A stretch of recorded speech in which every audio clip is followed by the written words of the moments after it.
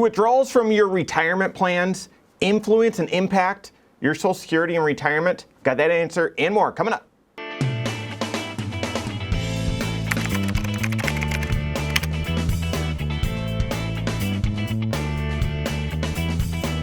My name's Mike Bernard. I'm the host of the Wise Money Show. I'm also one of the certified financial planners right here at Korhorn Financial Group. Make sure you hit that subscribe button, turn on notifications, and smash that thumbs up button. You may be aware that when you're drawing Social Security in retirement, if you are drawing before your full retirement age and you're working to supplement that Social Security, your Social Security could be penalized. You could actually end up giving up some of your Social Security if you work too much, if you earn too much. After you reach your full retirement age, whether you began drawing Social Security before that or not, after you reach your full retirement age, which for most of us is age 67, you can earn as much as you want. Your Social Security is not going to be penalized. So that's how it works when you're working. Well, what about if you're not working? What about if you're withdrawing dollars from your 401k, or hopefully you've rolled it over to an IRA?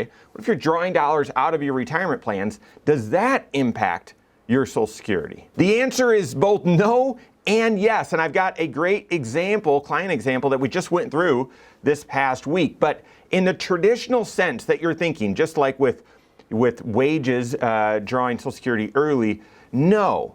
A withdrawal from your IRA or from an old 401k does not impact your Social Security in such that it would penalize it, or it would reduce your Social Security because you drew too much out of your IRA. So there's no direct connection.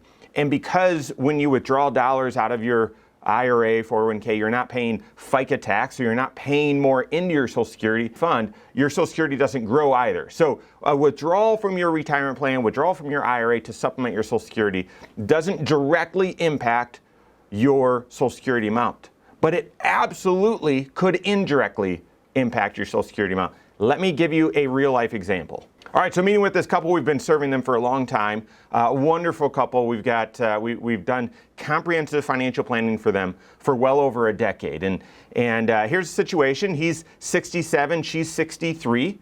They are retiring right now. And let me tell you, our first retirement plan that we built showed him retiring at age 57. He loves what he does, and he's great at it and gets paid well. And so he's just continuing. He was actually going to retire about a year ago, but he was working on a project and he really wanted to see it through.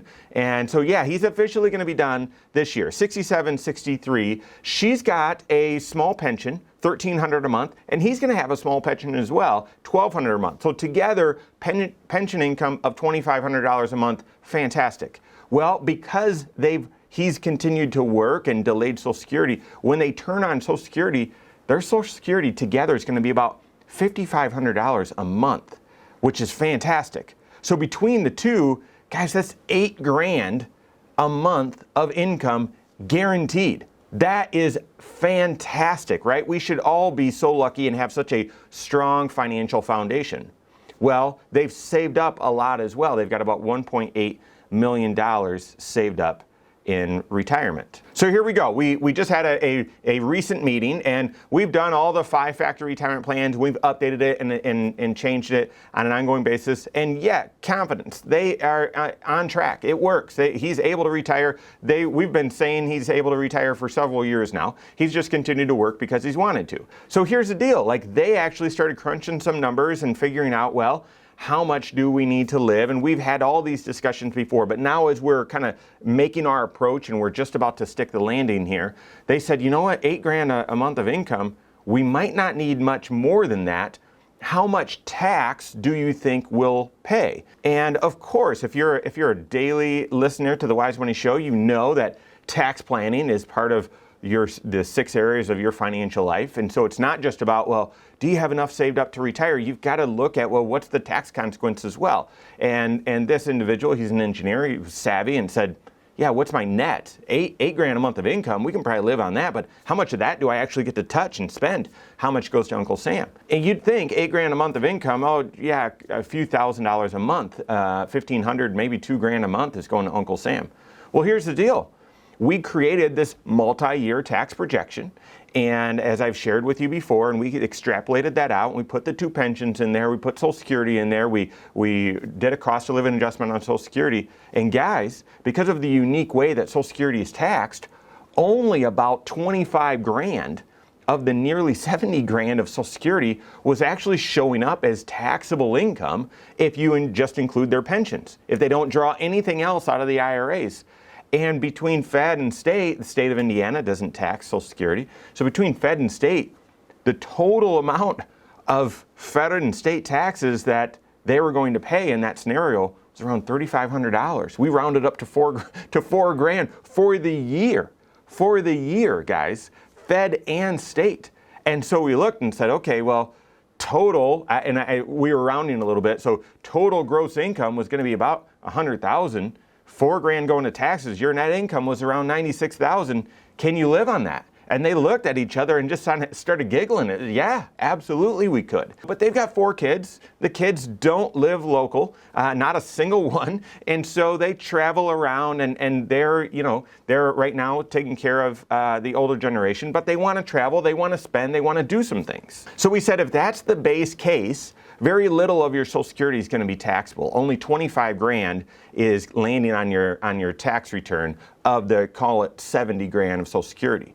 But we said, listen, when life gets expensive, or if you want to draw out more, take a chunk at a certain time to do a vacation or something like that, that's no problem. You've saved up enough to do it, but just know that it's going to influence these tax numbers significantly. It's not going to be just a 1-to-1 ratio. And that's interesting because they actually said, well, we actually have, we've got this 1.8 million saved up. We'll probably draw, a couple grand a month. We might not need it, but we'll probably draw that because I know we can. And so we then added that on to that multi-year tax projection. In the multi-year tax projection, we added 2 grand a month. So 24,000 of additional IRA withdrawals. Certainly doable and sustainable on $1.8 million. I mean, well below what they could easily withdraw from that account. And so added $24,000 of income of IRA distributions onto that tax projection. And instead of 25 grand of their Social Security being taxable, of the 70 being taxable, it was about 50 grand of their Social Security being taxable.